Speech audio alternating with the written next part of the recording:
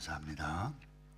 여러분, 살기 빠듯한 세상 가운데서 무엇이 저와 여러분에게 있으면 살만나는 세상이 되고 소망 가운데 용기 있게 살아갈 수 있을까요?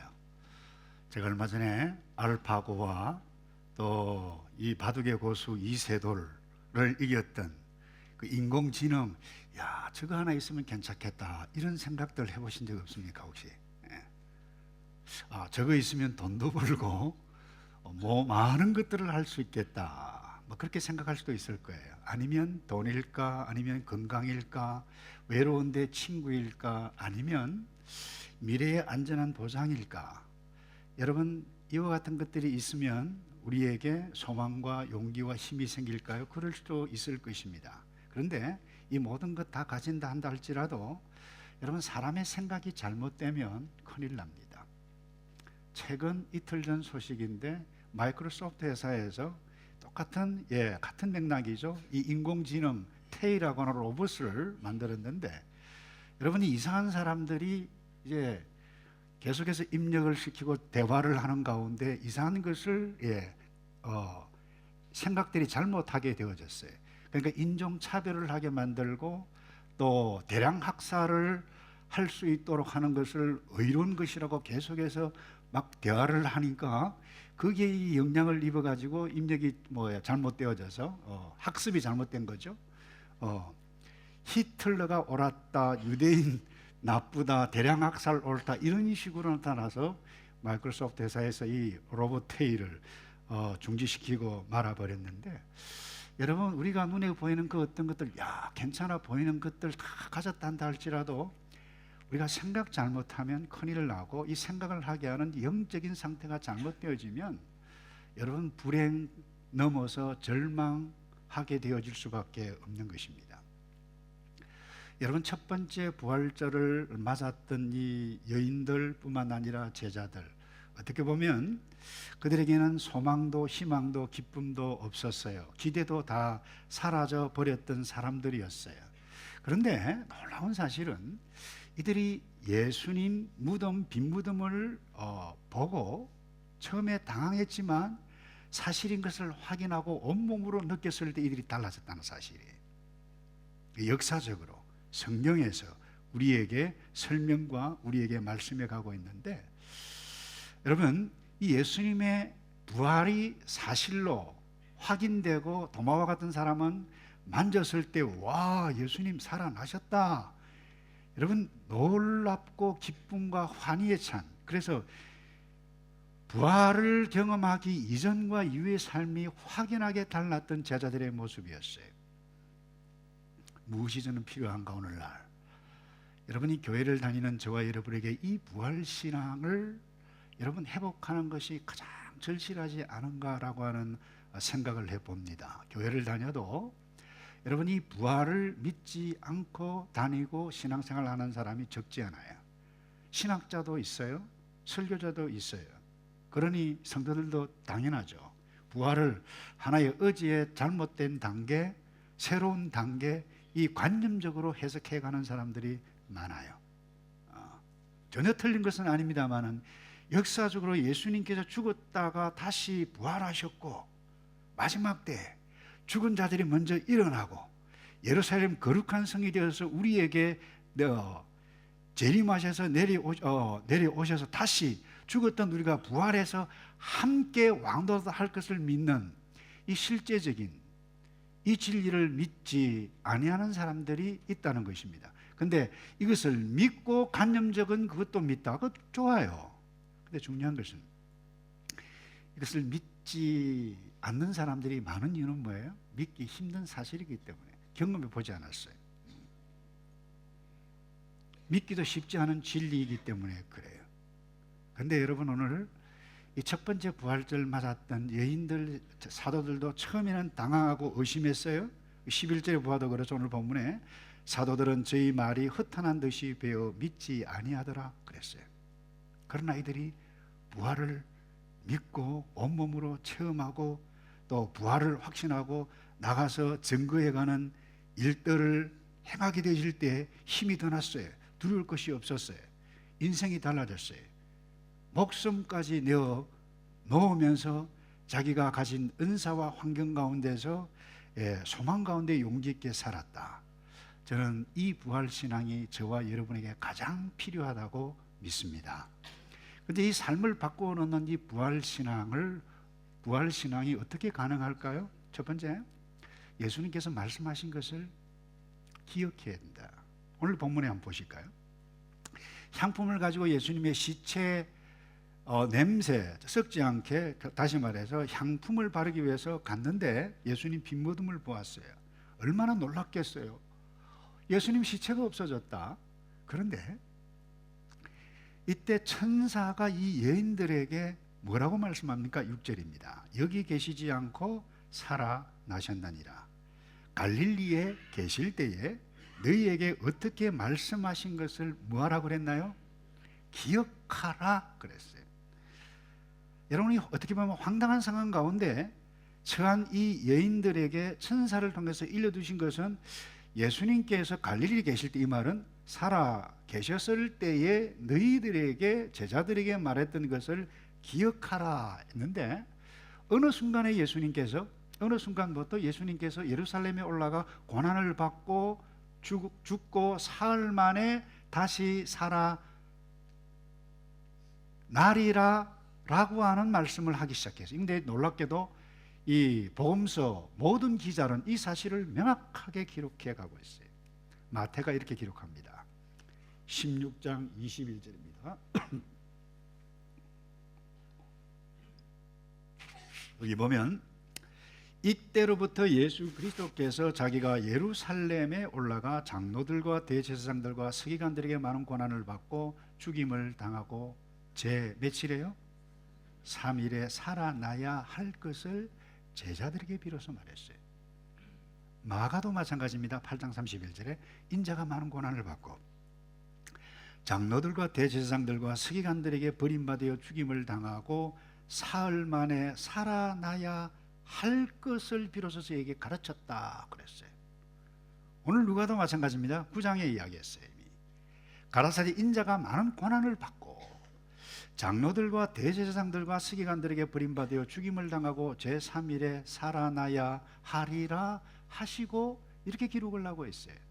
그러니까 이렇게 몇 차례, 아니 과거에 분명히 이야기를 했는데 들었어요. 그런데 다 잊어버렸는지 어떤 문제가 있었는지 이들은 인식하지 않았다라고 하는 것을 보게 됩니다. 죽은 예수 찾아와서 그 무덤에 와서 무엇을 자기가 옛정 사랑 그것 때문에 인간적인 어떤 감정을 가지고 초상치는 것 도와러 왔다.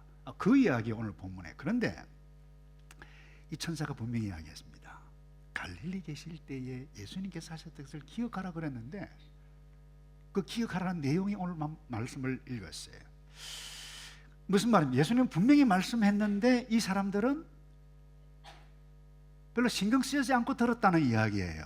별로 들었다는 이야기입니다. 여러분들이 사람들 사이에 대화를 나눌 때도 마찬가지입니다.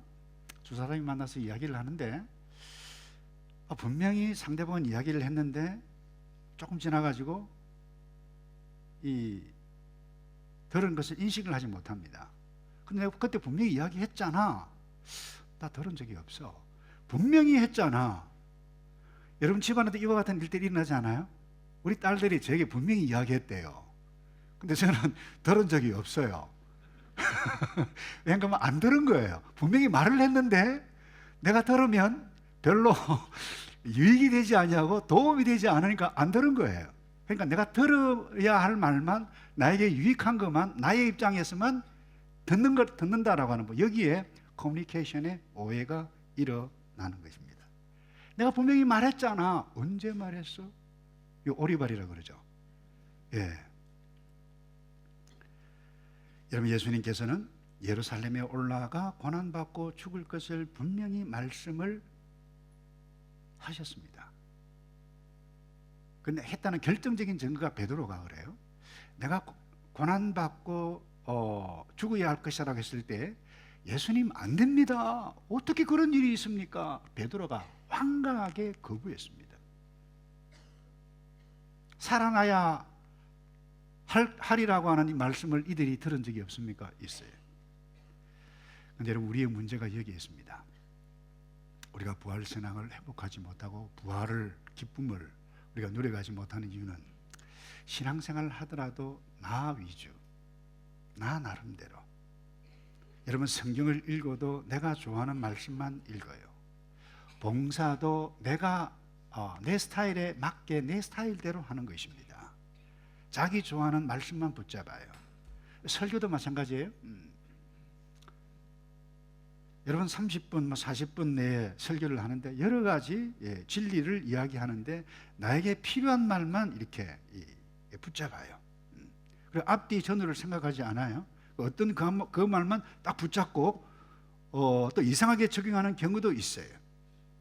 더 심각한 것은 설교 내용과 예수님의 말씀과 성경의 말씀이 나의 생각과 다르면 마음에 이미 시험을 받습니다. 딱 닫습니다. 삐져요. 마음을 닫아요. 그러니 예수님께서 하신 분명한 말씀이 들리지 않는다는 것입니다. 이때 어떤 일이 일어납니까? 엄청난 오해가 일어납니다. 이 여인들이 예수님께서 하셨던, 갈릴리에서 하셨던 말씀을 들었다라고, 믿었다라고, 인식했다라고 생각하면 적어도 진짜 예수님께서 살아나실까 이렇게 기대하는 마음, 두려운 마음 가지고 어느 왔는데 완전히 없었다라고 해서 알 수 있어요. 죽은 시체 향품 가지고 왔어요. 조금이라도 인식했다라고 하면 혹시 모르니까 예수님 부활하시면 축하 파티를 해야 되니까 꽃다발이나 가져갈 수도 있는데 전혀 그와 같은 것들이 없다라고 하는 부분, 여기에 우리의 인생의 문제들이, 인간의 문제들이 있는 것입니다. 여러분, 부활신앙이라고 하는 것은 내가 어찌할 바 몰라 당황하는 상황을 만났을 때 한번 따라서 할까요? 예수님께서 하신 말씀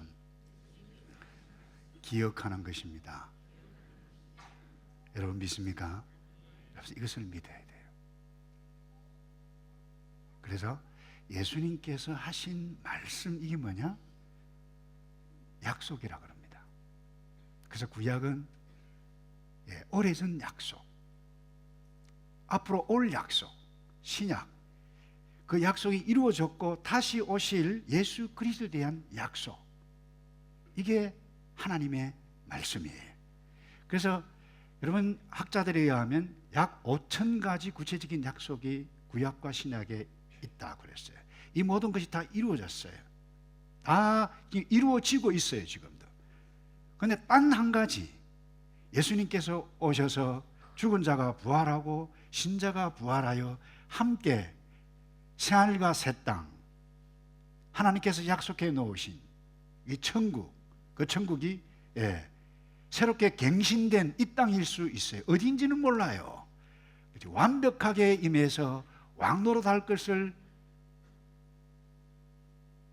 우리에게 약속해 주셨는데 이 약속이 이루어질 것입니다. 뿐만 아닙니다. 수많은 약속들을 우리에게 주셨어요. 주 예수를 믿어라, 그리하면 너와 내 집이 구원을 얻으리라. 구원의 약속이에요. 지금까지는 너희가 내 이름으로 구하지 아니하였으나 이제는 내 이름으로 구하라, 그러면 내가 시행하리라. 기도 응답의 약속이에요. 환난을 당하느냐, 사람이 감당할 시험 밖에는 너희에게 당한 것이 없다. 오직 하나님은 미쁘사 시험 당할 즈음에 피할 길을 내시는 그 하나님. 그래서 우리가 당하는 시험, 환난, 어려움, 능히 피할 길을 내시는 그 하나님이시고, 우리가 피할 길이 없다라고 하면 그건 시험이 아니라는 겁니다. 우리가 할 능력이 우리가 할 수 있는 부분이 아니라는 것이죠. 하나님께서 하실 줄로 믿습니다. 근데 내가 지금 어려운 환난, 고민, 심각한 고민 가운데 있느냐? 한번 따라서 합시다. 능히 이길 수 있습니다. 무엇을요? 예수님께서 하신 약속의 말씀을 기억하면 이길 수 있는 엄청난 하늘의 능력이 우리에게 약속해 주셨다라고 하는 부분입니다. 그래서 이것이 부활신앙의 가장 기초예요. 그래서 예수님은 이 부활을 믿지 않았던 제자들이 모여 있을 때 처음으로 가서 하셨던 말씀이 살롬 평안하냐, 내다 내니 두려워 말라, 그렇게 약속을 하셨는데, 여러분 그 어떤 환난과 어려움 가운데 있을지라도 예수님께서 어제 말씀하셨던 그것을 기억하여 믿고 부활 신앙으로 다시 회복되어져서 이 환난을 뛰어넘는 저와 여러분 되기를 주님의 이름으로 축복합니다. 두 번째요, 어떻게 부활 신앙을 경험해가고 얻을 수 있느냐? 일상에서, 실제입니다. 이 말씀하신, 이 기억해야 할 말씀을 순종해가고 또 예수님께서 하셨던 그 일을 말하는 것입니다. 우리에게 부탁하신 말씀을 말하는 것입니다. 자, 여러분 8절 한번 볼까요? 저희가 예수의 말씀을 기억하고 무덤에서 돌아가. 이게 굉장히 여인들이 중요한 행위가 여기에 있어요. 그러니까 예수님의 말씀을 기억하고, 맞다, 3일 만에 부활하시겠다고 말씀하셨다라고 하는 것을 기억하고 무덤에서 나와서 이제 제자들에게로 돌아갔다라고 하는 부분입니다. 그래서 이 모든 것을 열한 사도와 다른 이에게 고했다.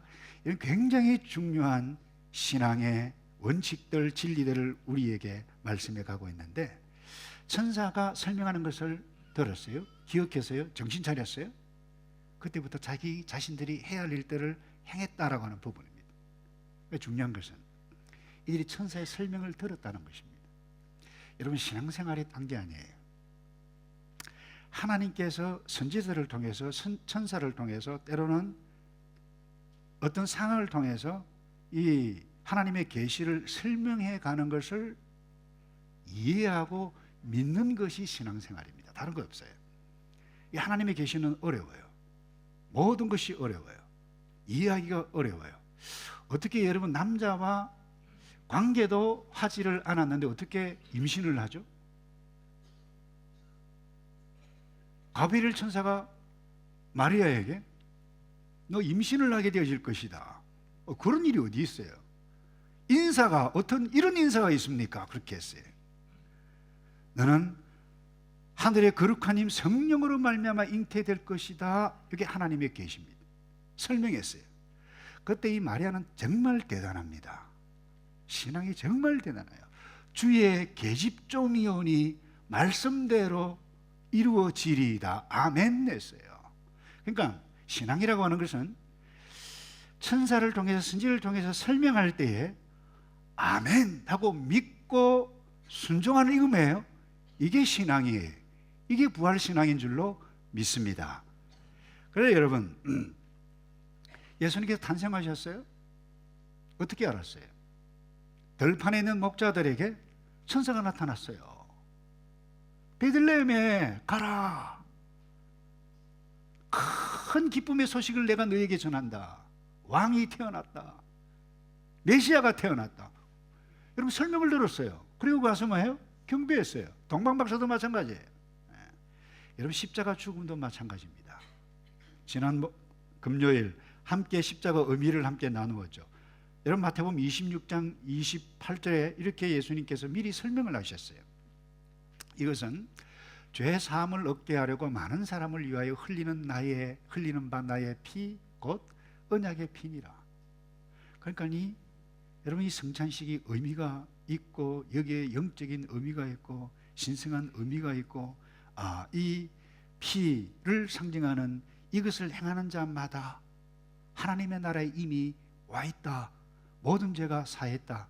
여러분, 이것을 믿는 것이 신앙이라고 하는 사실입니다. 여러분, 우리가 부활하고 나면, 부활 때에는 천국에 가면 시집가고 장가 가는 것이 없다. 어떻게 알아요? 예수님께서 설명하셨기 때문에 그래요. 근데 중요한 것은 여기 있습니다. 여인들이 말이죠, 이 천사가 설명하는 것을 기억하고 듣고 나가서 말을 했다라고 하는 사실, 이게 부활의 여인들이에요. 신앙의 여인들이. 근데 아니요, 어떻게 가서 이야기합니까? 누가 믿겠습니까? 이게 뭐예요? 그들이 선택하는 거예요. 불신앙을 선택하는 거예요. 이와 같은 기로에 오늘 저와 여러분이 서 있습니다. 예수님께서 부활하셨고 나 또한 부활할 것이고 구약과 신약의 약속에 놓으셨던 이 말씀을 붙잡고 나아가게 되실 때에 살아계신 하나님께서 이 말씀을 통해서 역사하신다라고 하는 것을 믿는 것이 성도인 줄로 믿습니다. 그래서 사랑하는 성도 여러분, 여인들이 이것을 믿었어요. 설명을 믿었어요. 나가서 예수님께서 부활하셨다 베드로에게 말하고 제자들에게 말을 했을 때 처음에 당황했지만 이들이 예수 그리스도의 부활을 믿었을 때에 생각이 달라지고 가치가 달라지고 행동이 달라졌어요. 완전히 사람이 새 사람으로 바뀌었어요. 여러분, 겁쟁이들이 예루살렘 광장에 나가서 예수 그리스도 너희들이 죽였다, 부활하셨다, 다시 오실 것이다, 주 예수 그리스도를 믿으라고. 여러분, 3,000명, 5,000명 더 큰 무리가 일어나는 이 엄청난 일들이 무엇 때문에 일어났나요? 예수님께서 하셨던 말씀을 기억하고 순종했던 부활신앙을 가졌던 그 사람들 때문에 일어났다라고 하는 사실, 이 부활신앙이 저와 여러분의 것인 줄로 믿습니다. 여러분, 때로 우리가 환난을 만나고 어려움을 만나요. 그때 우리가 소망을 얻고 용기를 얻고 일어설 수 있는 그 소망의 기초가 무엇입니까? 바로 이 복음입니다. 여러분, 벌써 이미 오래전 옛날 사건이 되어졌습니다마는 2001년인가요? 미국의 9.11 테러 사건이 일어났죠. 수많은 사람들이 죽었습니다. 3일 후에 화요일 날 일어났고 목요일 날 여러분 예배당에 모여서 워싱턴에서 예배를 드렸어요. 그때 설교 빌리 그레이엄 목사님이 이런 메시지를 했어요. 이분이 이런 말로 시작했어요. 지난 화요일 아침에 피납된 비행기들에 탑승한 사람들이나 세계무역센터 빌딩에 들어간 사람들이나 국방성에 출근한 사람들 중에 그 날이 자기 인생의 마지막 날이 될 것을 알았던 사람은 아무도 없었을 것입니다. 그런 가능성 꿈에도 생각하지 않았기 때문이죠. 그렇기 때문에 우리는 우리 자신의 영적인 필요를 절감하고 지금 하나님의 뜻에 헌신해야 합니다.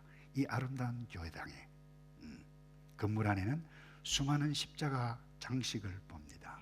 이 십자가는 믿는 신자들에게 하나님이 우리의 죄와 고통을 위해서 죽으셨다라고 하는 것을 알게 해주는 것들입니다. 왜냐하면 그분은 당신의 아들 예수 그리스도로 하여금 우리 죄와 고통을 감당하셨기 때문입니다. 그리고 그 십자가에서 하나님은 선포합니다. 나는 너를 사랑한단다. 나는 내 마음의 고통과 눈물과 네가 느끼는 아픔을 다 알고 있다. 그러나 나는 여전히 너를 사랑한단다. 그러나 이 십자가가 끝이 아닙니다. 부활의 아침이 있습니다. 빌리 그레이엄 목사님이 이렇게 메시지를 선포했어요. 부활은 우리를 십자가의 비극에서 빈모둠으로 데려갑니다. 그것은 영원한 생명을 향한 소망을 줍니다. 그리스도가 악과 죽음과 지옥을 정복하셨기 때문입니다. 소망은 우리에게 확실히 있습니다. 그러면서 이분이 이런 이야기를 했어요. 나는 나이가 더러 늙어가면 갈수록 내가 오래전 붙잡고 시작했던 그 소망, 세계 곳곳에서 수많은 나라의 언어로 전했던 그 복음, 그 십자가, 그 부활의 소망을 더욱 강렬하게 붙잡게 됩니다. 그러면서 모여있는 사람들에게 이렇게 도전을 내세요. 우리의 조국 미국이죠. 침공당했습니다. 건물이 파괴되었고 수많은 국민들 생명과 재산을 잃었습니다. 그러나 우리는 둘 중 한 가지를 선택할 수 있습니다. 감정적으로 영적으로 스스로 무게를 못 이기고 폭발하여 땅으로 내려 무너져 버리고 마느냐, 아니면 이 고통을 통해서 더욱 강해짐으로 굳건한 기초 위에 다시 새로운 역사를 세우느냐. 우리의 선택이 여기에 있다고. 사랑하는 성도 여러분, 이 빌리 그레이엄 목사님이 메시지를 했던 소망의 기초, 다시 세움의 기초, 그것이 무엇입니까? 예수 그리스도의 십자가뿐만 아니라 우리를 위해서 다시 살아나셨다, 부활하셨다. 우리도 부활할 것이다. 여러분, 여기에 있는 줄로 믿습니다. 그 어떤 어려움이, 환난과 핍박이, 여러분 어려움이 있단다 할지라도 견디기 힘든 일상이지만 여러분, 예수 그리스도의 십자가와 부활의 소망, 여러분 그날이 오면 모든 것이 다 정리될 줄로 믿습니다. 우리를 눈물을 흘리게 했던 그와 같은 사건들, 기대대로 되지 않았던 마음졸이었던 그와 같은 모든 일들이 예수 그리스도 부활로 말미암아 우리가 새롭게 되어지고 새로운 세계에 들어갈 이 소망이 우리에게 있게 되어질 때 그것을 뛰어넘을 수 있으리라고 믿습니다. 마지막으로요, 우리가 어떻게 예수 그리스도의 부활 신앙을 내가 경험해가고 함께 얻어가고 이 땅에서 이 부활 신앙 때문에 멋지게 이 땅에 머무는 동안에 살아가느냐. 다시 이야기합니다. 십자가에 죽으신 예수 그리스도를 쳐다보고 기억하는 것입니다. 다른 것 없어요. 그것이 모든 것이기 때문에. 자, 예수님은 제자들이 믿지 않았고 여인들도 처음에 믿지 않았고 세상 모든 사람들이 믿지 않았지만 죽어서 부활하셨어요. 자, 예수님의 부활은 십자가 죽으시고 난 다음에 부활하셨어요. 그 역사적인 사건이에요. 여러분, 예수님은 부활 이전에 죽으셨어요. 주님이 죽지 않았다라고 하면 부활 사건 하나님께서 일으키실 수 없었어요. 순종함이 없었기 때문에. 이건 논리의 결과, 논리의 장난이 아닙니다, 여러분. 이 실제예요. 주님께서 하나님의 뜻에 순종하셔서 죽으셨어요. 그리고는 예수님께서 이 진리를 제자들에게 종종 미리 말씀하셨어요. 요한복음 12장에 예수님께서 이렇게 말씀하셨어요. 내가 진실로 진실로 너희에게 이르노니 한 알의 밀이 땅에 떨어져 죽지 아니하면 한 알 그대로 있다.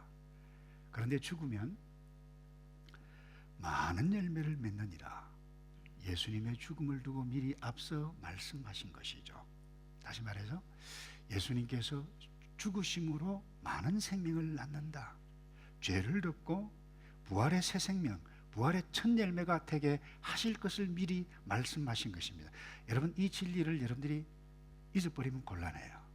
힘들고 어려운 일들을 만날 때마다 여러분 이것을 기억해야만 합니다. 뿐만 아닙니다. 한 단계 더 나아가서 예수님과 함께 했던 제자들, 여인들, 그 제자들에게도 굉장히 중요한 이 죽음의 사건에 대해서 교훈을 주셨는데, 누가복음 9장 24절, 이것이 제자도입니다.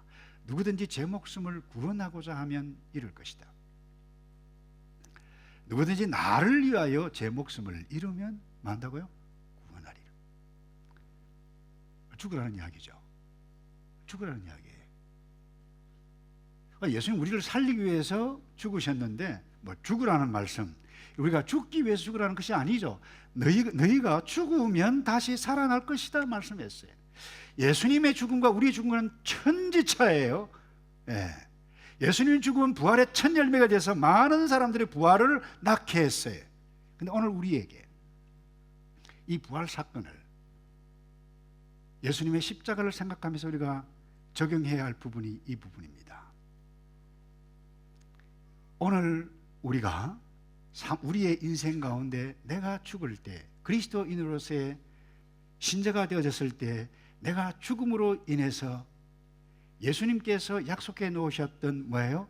목숨을 잃으면 구원하리라. 뭐예요? 나도 구원하고 다른 사람도 구원하고 나도 살고 가정도 살고 다른 친구도 살고 교회도 살고 국가도 살리고 사람들을 살리는 이런 그와 같은 놀라운 메시지를 우리에게 적용해야 되지 않겠어요? 여러분, 오늘 우리가 살면서 당하는 대부분의 고통이 무엇입니까?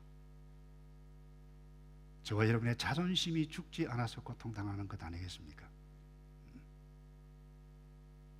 내가 살아있기 때문에, 이기심 때문에. 그래서 이런 맥락에서 예수님께서 너 옛사람 죽어야 산다 이 이야기입니다. 그런데 여러분, 죽어야 할 그 주인공이 누구입니까? 여기에 우리의 문제가 있어요. 죽어야 할 사람은 내 아내고 우리의 자식이고 다른 이웃이지 나 자신이라고 생각하지 않는 데 문제가 있어요. 배우자가 죽고 저 친구가 먼저 죽어야 나는 괜찮아. 여기에 문제가 있지 않습니까? 그래서 고통스럽지 않습니까? 여러분, 남편이 아내가 아니라 저와 여러분이 죽어야 할 장본인이라고 예수님께서 오늘 말씀에 가고 있는 것 아니겠어요? 여러분, 나 자신이 죽어야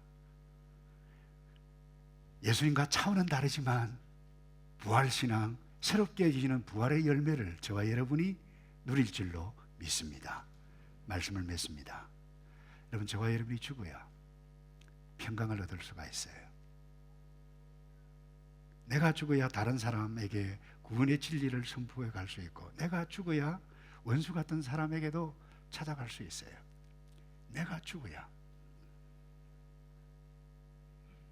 새로운 사람으로 저와 여러분에게 하나님께서 약속해 주신 놀라운 축복의 선물이 우리 모두에게 임하는 줄로 믿습니다. 여러분, 이 부활절에 이 놀라운 축복들을 누려가는 저와 여러분 되기를 주님의 이름으로 축원합니다. 기도하겠습니다. 예수님, 새롭게 살 수 있도록 우리를 긍휼히 여겨주시되, 죽어야 할 존재는 다른 사람이 아니라 나 자신인 것을 꼭 기억하여 날마다 죽노라고 고백했던 바울처럼 그렇게 새롭게 피어나는 부활의 신앙을 저희들이 경험해가며 누려가도록 도와 주시옵소서. 예수 그리스도의 이름으로 기도하옵나이다. 아멘.